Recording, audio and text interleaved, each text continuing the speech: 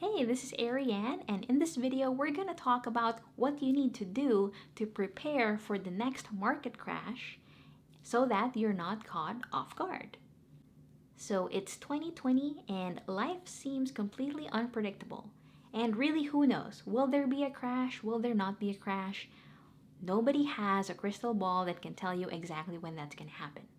So, we're going to talk about all the things you need to do to prepare and make sure that your family is safe and secure whether there's a crash or not.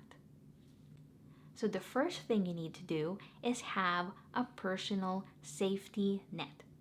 So, this is you saving 6 to 12 months of your family's monthly budget for needs. And needs are going to be the basic necessities like food, shelter, and other insurance and health expenses. Now, this safety net is really, really important because, like you've seen, anything can happen.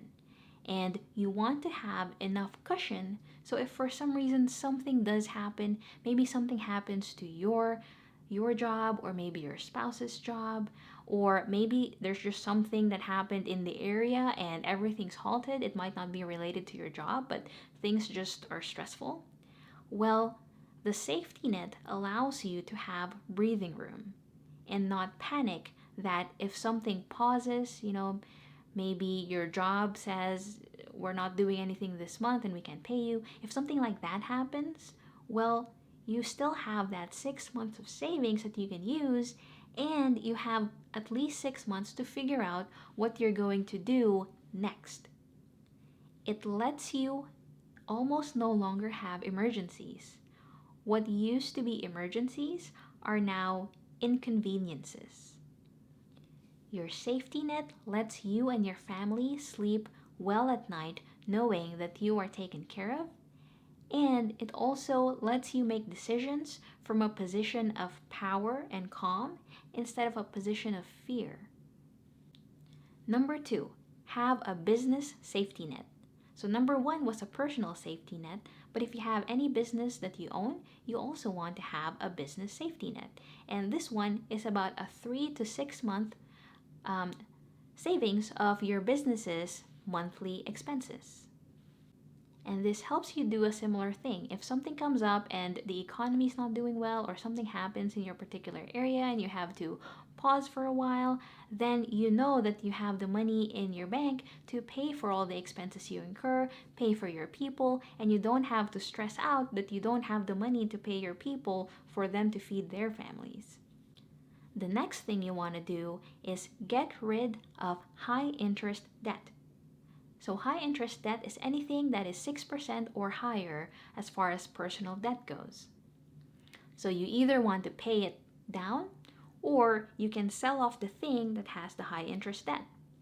Maybe you have an extra card that you're not using and it has a 10% interest on the car loan. Well, you can either pay that off or you can choose to sell that car and just use the other car that you have. And the main reason we do this is so that if something does happen, a crash happens, you're not stuck with this high interest debt and you have issues with your other income. So by relieving yourself of high interest debt, it just gives you a lot more breathing room and you don't have this payment that you have to pay if your income takes a dip. Okay, the number 4 thing you want to do is invest in cash flow. So investing for cash flow means that you're putting your investment in things that give you recurring passive income each and every month or each and every quarter. And that is in contrast to investing for things for their value, right? Sometimes people will buy things for their value because they know that the value is going to go up. Well, in order to prepare for any crash that potentially would happen, you want to not do that for now, right? Invest in things that bring you cash flow and then treat the value, the increase in value or appreciation as icing on the cake.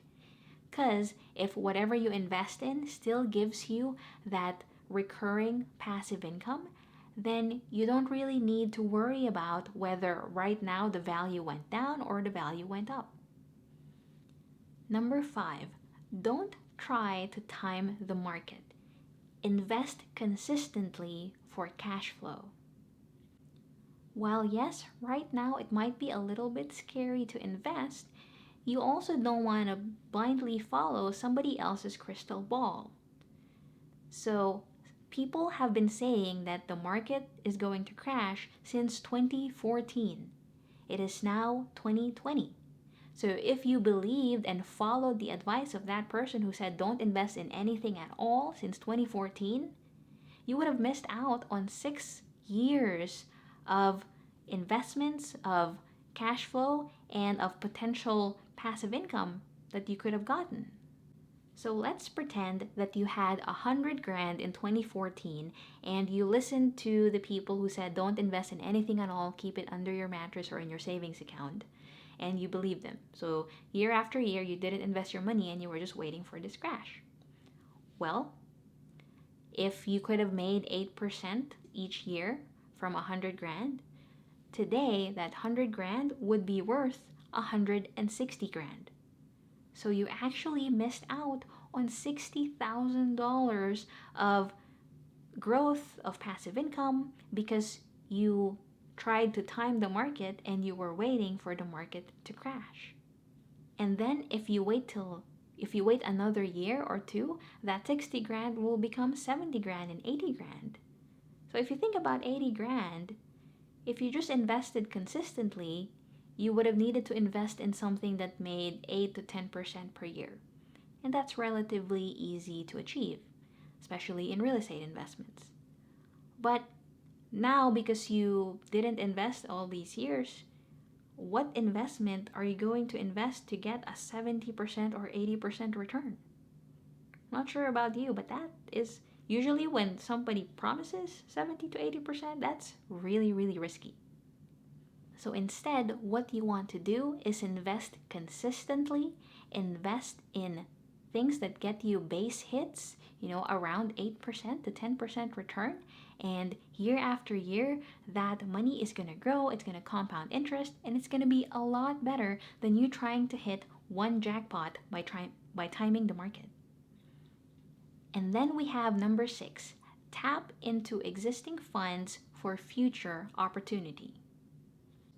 The best time to get money and find money is when you don't need it.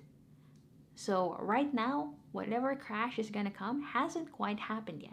So now's a good time to prepare and figure out where you can get more funds to use for future opportunity if there is something like a crash. So one thing you can do is potentially refinance properties at low interest rates and capture that equity and put it in somewhere that you can use for later. Or another thing you can do is set up lines of credits on some properties you own so that you have that fund available for later, but you're not paying for interest now. You can also start talking to other investors and other people that you know you can work with once opportunities come in the future.